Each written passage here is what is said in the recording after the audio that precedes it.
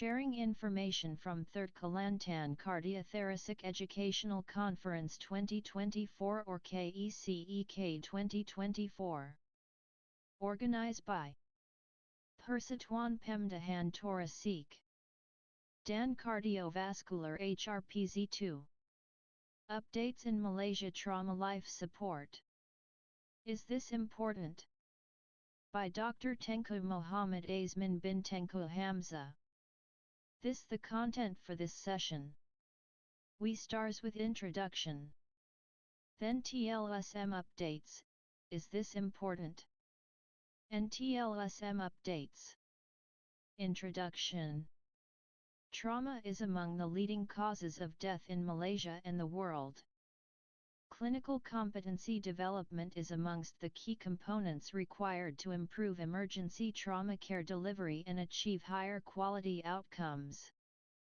Trauma Life Support Malaysia, TLSM, is a comprehensive clinical resuscitation training module that has been jointly developed by the Malaysian Society for the Care of Trauma, MASCAT, and the National Committee of Resuscitation Training, NCORT, Ministry of Health.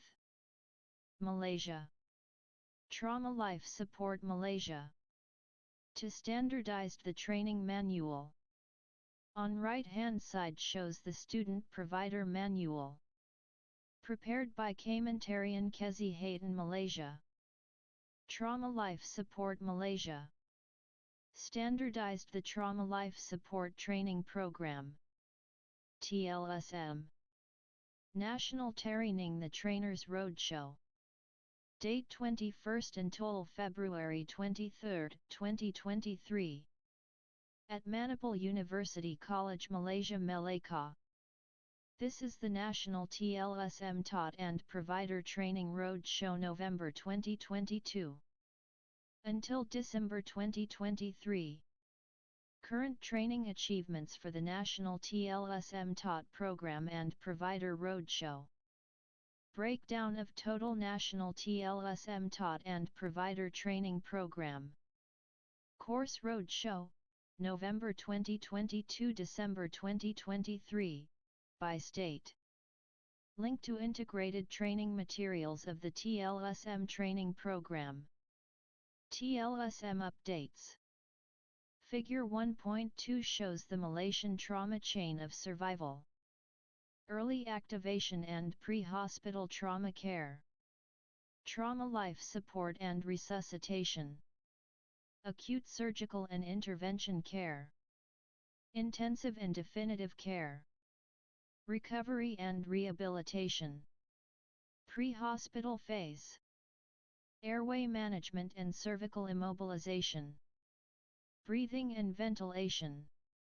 Circulation resuscitation and external hemorrhage control. Immobilization of the patient. Early administration of tranexamic acid. Avoidance of overzealous fluid resuscitation. Communication with receiving hospital and immediate transport to the closest, appropriate facility. In hospital phase. Stats with 0-point survey. Trauma reception.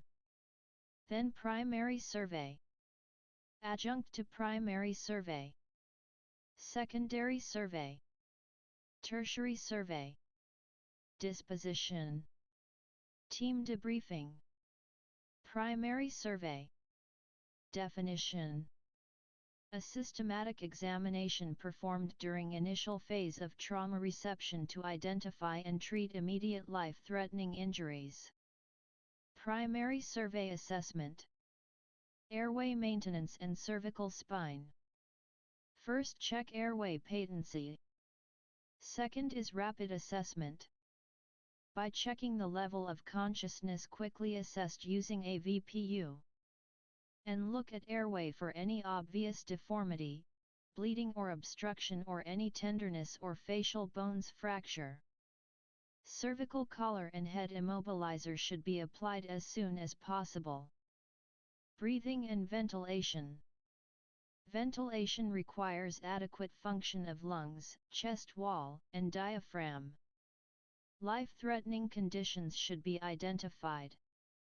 Assessment of breathing done by inspection, palpation, percussion, auscultation, breathing and ventilation, inspection, rate and depth of respiration, asymmetrical chest movement, paradoxical chest movement, external signs of injury over the chest. Observe for usage of accessory muscles. Palpation. Palpate the trachea. Palpate for presence of chest wall tenderness/subcutaneous emphysema. A single-hand palpation examination method is advocated. Auscultation. Determine equality of breath sounds bilaterally. Reduced breath sound on the affected side may suggest presence of thoracic injuries such as pneumothorax or hemothorax. Percussion. Percuss the chest bilaterally. Look for of dullness or hyperresonance. Consider traumatic diaphragmatic rupture as well if percussion note is abnormal. Breathing and ventilation. Seal open pneumothorax wounds with a 3-sided occlusive dressing. Decompress tension pneumothorax immediately by performing a finger thoracostomy.